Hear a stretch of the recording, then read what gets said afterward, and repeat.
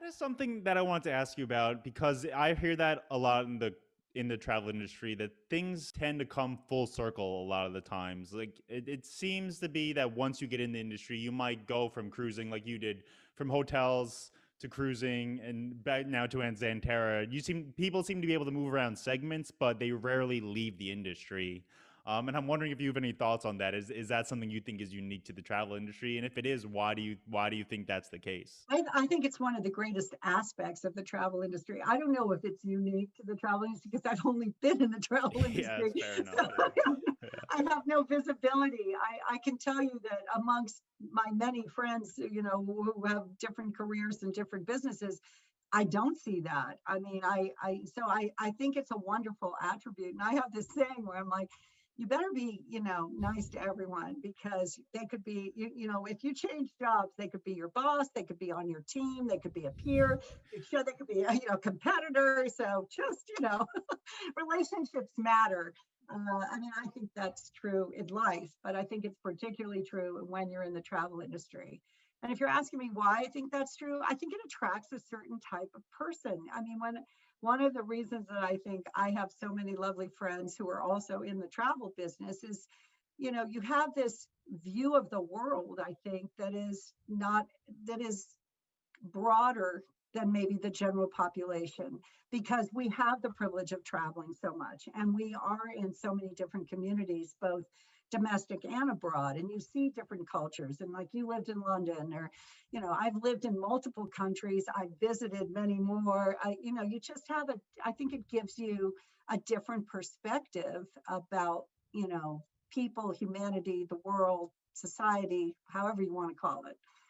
Yeah, one thing that just over the past since the pandemic started, I think too, because these discussions were just had on CNBC all the time about bailouts and airlines and stuff like that. But until I got into the industry and started traveling, I don't think I realized how many people the industry touches, the industry employs, how many people have built their livelihood, whether it be CEOs of companies or baggage handlers at the airport on travel. And I think to me, that's sort of been the big realization from since COVID is just how many people, how many families are supported because people love to travel, whether it be business or whether it be leisure travel. Well, this is one of my favorite topics, actually, and one that was very near and dear to my heart all the way back to the American Hotel Association.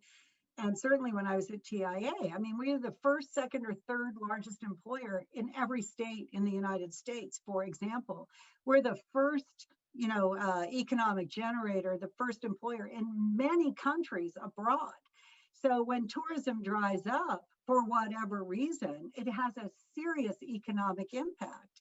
So yeah, and it's ironic that we're talking about jobs right now because we're having a huge labor deficit in our industry right now, which you've probably heard of from other people that you're speaking to. But, right now, for example, we are really eager to hire people in our national parks. We have a lot of jobs available, and it's been very difficult to get people to take those roles. Same thing in our call centers. We have 5 different call centers, and hiring people for call centers, even though you can work remotely, you don't even have to come in an office. I mean, it's been very, very challenging. So, I mean, we would love to hire more people. But what's the solution to that, though? I mean, I'm sure you have a plan, or I mean, speaking of how you've built your career, I'm sure you have some incentives or some plan or some solution in mind. I mean, is it a certain fact of just waiting for conditions to change, or are you guys going out and recruiting people or trying to pull people into the company?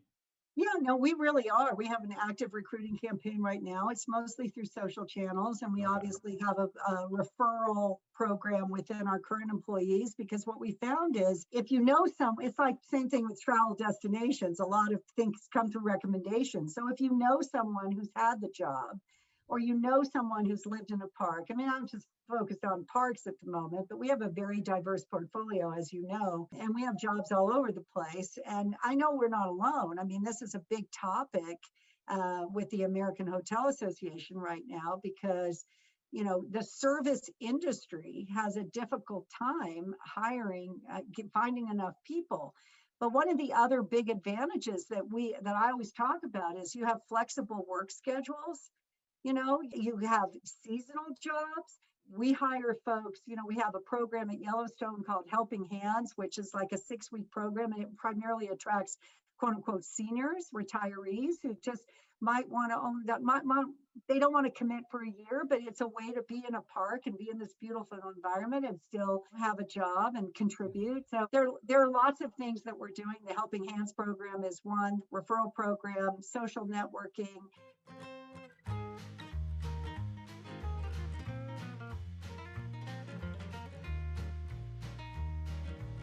This is Dan McCarthy, and you're listening to the Check-In Podcast.